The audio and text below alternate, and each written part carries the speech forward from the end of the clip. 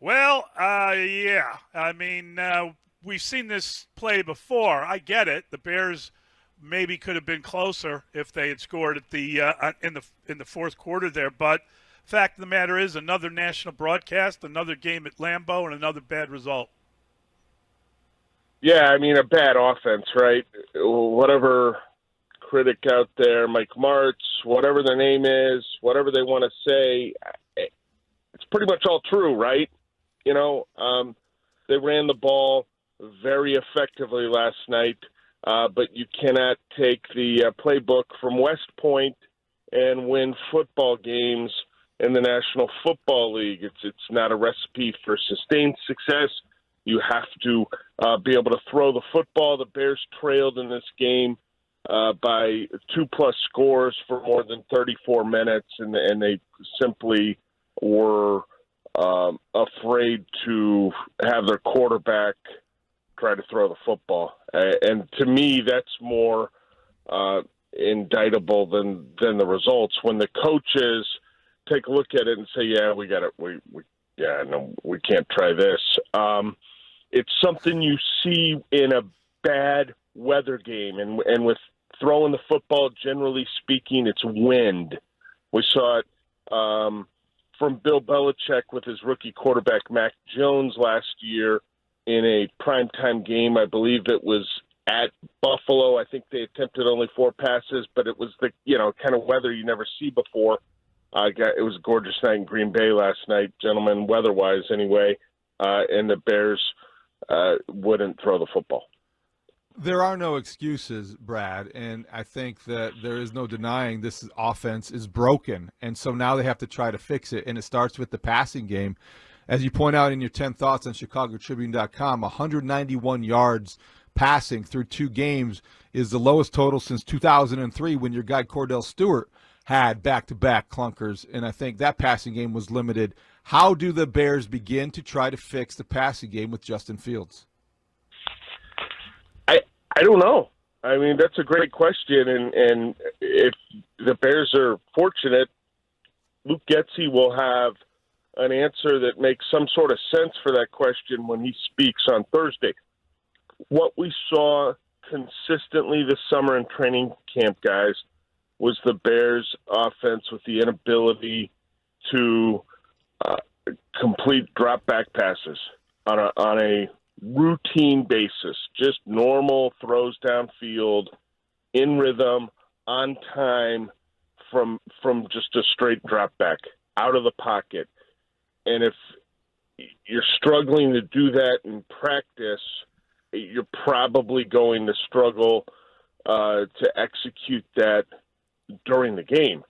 So, if you were objectively watching Justin Fields this summer, you're like, boy, this is really a project here for them to get going offensively, and you weren't trying to make Matt Nagy the villain here, and with the idea that a new playbook tailored to Justin Fields' strengths was going to lead him to superstardom. Like, what are his strengths throwing the football? I don't know. So they've got problems, and again, but the run blocking was terrific last night. That we talked about it last week. Is Khalil Herbert maybe a better fit for this scheme, running the football? We talked about Herbert appearing to be more decisive than David Montgomery. David Montgomery ran his ass off last night. He was plenty decisive. He ran violently. That was, I think, terrific to see. But as well as the Bears ran the ball, their own run defense left an awful lot to be desired. This segment with Brad Briggs is brought to you by global biotech company Horizon Therapeutics, where science and compassion work together to transform lives.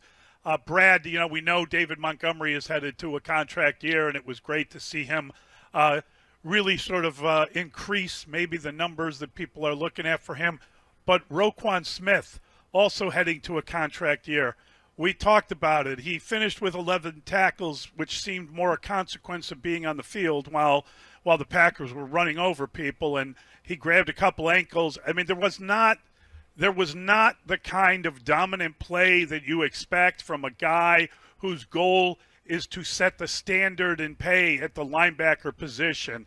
Is that from the hold-in? Is that from not being in football shape? Why was Roquan struggling in the fashion in which he did last night?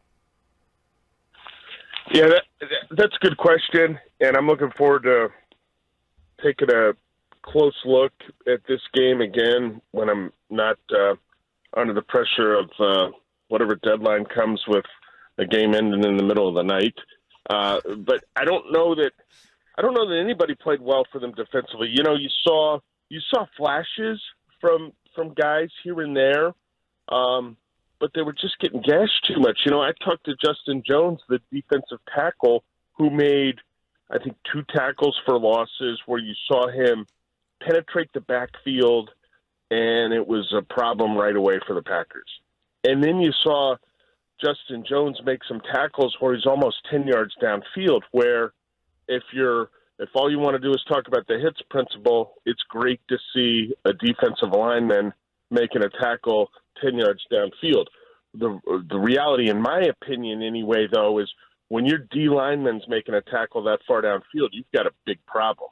Like, the defensive tackle should not be turning and making that play downfield. That means you had a real issue somewhere else on the line, and they had issues all over the line. As the Packers said, well, we'll throw it a little bit, but we're happy to run it with Aaron Jones. We're happy to run it with A.J. Dillon. What you really had was 2 football teams trying to shorten the game last night offensively, both of them, and both of them doing a pretty good job of it. The Packers ultimately running for, 203, and the Bears have got some instances of this gentleman, not a lot, where they run for $180 and they end up on the losing side of the things. I doubt they've had a game in a long, long time where they run for $180 and they lose by 17, though. Brad, I wish you could provide some context here. So you're talking to Adrian Amos after the game, the former Bears safety now plays for the Packers, and you're talking about how they were able to stop the Bears and Justin Fields specifically with the passing game, and you asked him if he could compare Trubisky, his former teammate, with Justin Fields, and then talking about Mitch, of course. And he says, quote, "I can, I don't want to." What was the tone of what he said, and what do you think he was implying? Well, yeah, you know, we'd been talking for a while, and I'm like, well, you know, this guy was teammates with the last quarterback the Bears tried when he was young, young quarterback, right? And he studied Fields to play against him. He's competed against him.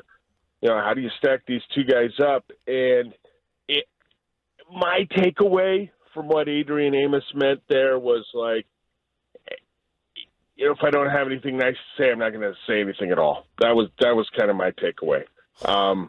Could he have meant something else? I suppose that's possible, but that was the impression I was left with at the end of our conversation, because I was trying to talk to guys in the Packers locker room about the Bears' decision to really avoid the passing game in the ball game, and then the call by Luke Getty for a quarterback power with Justin Fields in the shotgun, 4th and goal with the ball inside the 1-yard line. I wanted to try to find out what defensive players were expecting on that play and kind of where they were at. A super drive by the Bears, right?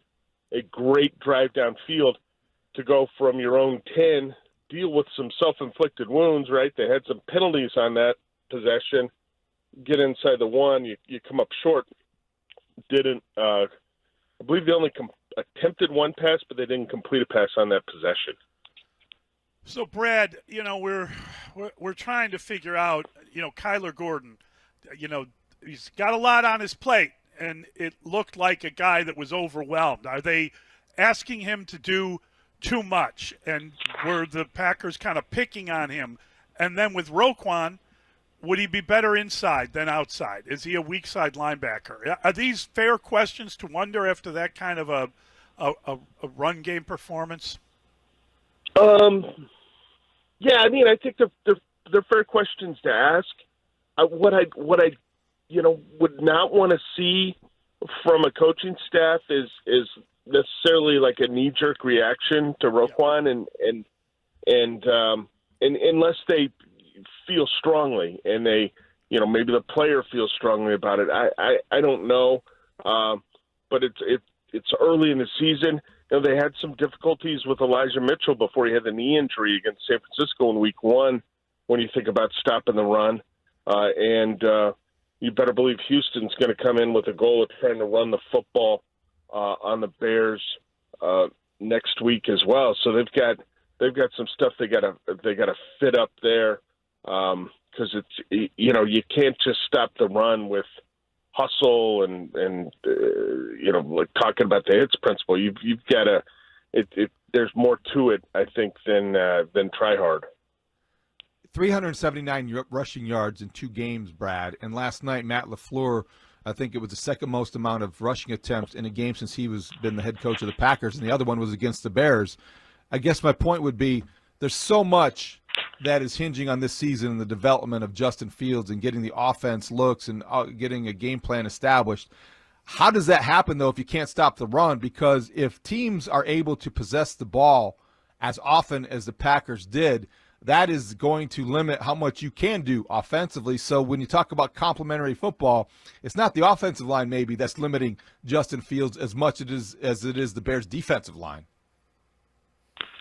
Yeah, I mean, I think that's a great point, David. I completely agree with you, and it goes back to a question we've had about this defensive scheme from day one, right? What does Tampa 2 do really well? Well, you do a pretty darn good job of eliminating explosive pass plays, right? Deep shots down the field, balls getting over the heads of your defensive backs. What's a weakness traditionally of this scheme from time to time? It's the ability to stop the run. You're asking your defensive linemen to play the run on the way to the quarterback. Their job is to be disruptive and penetrate and get in the backfield immediately. And you also like guys that are a little undersized in that scheme compared to other schemes. So you've got lighter, hopefully more explosive and athletic guys out there, but you don't have necessarily as much brawn in the middle of that defense to hold up against the run. And that's what we've seen. And barring a dramatic turnaround, you would expect the Bears, especially with the personnel on that side of the ball. I don't think Matt Eberflus has everything he wants on the defensive line yet. Barring a real turnaround, they're going to be bottom third, bottom quarter of the league, probably in run defense, and people are going to keep running right at them until they prove that they can be more effective and that they can get their defense off the field or get the opponent in the third and uncomfortable if they just continue to run it and run it and run it. Brad, they threw a pass to Cole Kmet, and he dropped it. They threw 2 passes to Darnell Mooney. He had 1 catch for -4 yards. I mean, these are guys whose names we mentioned as primary weapons. Is that back on the quarterback? Is that back on the pocket passing, back on the in-time, on-time? Or is there a larger issue going on here? Well, I think it's a larger issue, and I think it involves all that stuff you said, though, right? Every bit of it. Darnell Mooney, what Brian Poles say about him at the end of training camp, guys, after they initial 53-man rosters? He said, Darnell Mooney's been balling, okay? He's got 5 targets through 2 games, 2 catches, 4 yards. They did have the play fake where they rolled Fields out. They took that deep shot downfield. They got the look they wanted, right? They got him one-on-one with the cornerback, Eric Stokes. There was no safety back there. So it's exactly what they wanted, but Stokes read it. Stokes had decent coverage. I'm not going to say great coverage, and the ball was probably 5 yards overthrown, maybe a little bit more than that. So you try that once. I don't know. Don't talk about the guy being a great weapon if you're going to go week to week and barely use him. He needs to borrow the jersey that former Bear Muhsin Muhammad wore in Carolina, right? I mean, everybody knows what that is. Yeah. On the back of it with the name D. Coy. Great point, Brad, and great memory. Okay, before we let you go quickly, did I read correctly? Did you help broker a deal with a jersey swap between Robert Quinn and Aaron Rodgers? No, but I saw Quinn. Quinn was on his knees in the locker room. He had his jersey on his chair, and he had a pen, and he was like putting a nice inscription on this, and I'm looking at it, and I'm standing there, and I'm like, okay, it looks like that's for Rodgers. And so then I, worked around the Bears locker room, talked to a few other guys that came back, and I said, hey, were you got a jersey swap going on with Aaron Rodgers? And Quinn's kind of sizing me up, and he's like, well, maybe. And I'm like, looks like you signed a jersey for him. Well, I think we're going to trade. And he said that he's asked quarterbacks in the past, and most of them tell him no. And so I kind of got a chuckle out of that. And then after talking to a few more Bears players, I made my way to the Green Bay locker room, and I saw Rodgers. He hadn't gone in his press conference yet, and so I said, hey, are you swapping with Robert Quinn? Because he thinks you are. And Rodgers said he had just sent his jersey over to the Bears locker room. So, cool. He gets to add one to his wall, and he got a sack on a really nice pass rush. And it should note, Eberflus noted that Travis Gibson, the defensive end, thought he had a pretty good game before the coach had gone to watch the tape.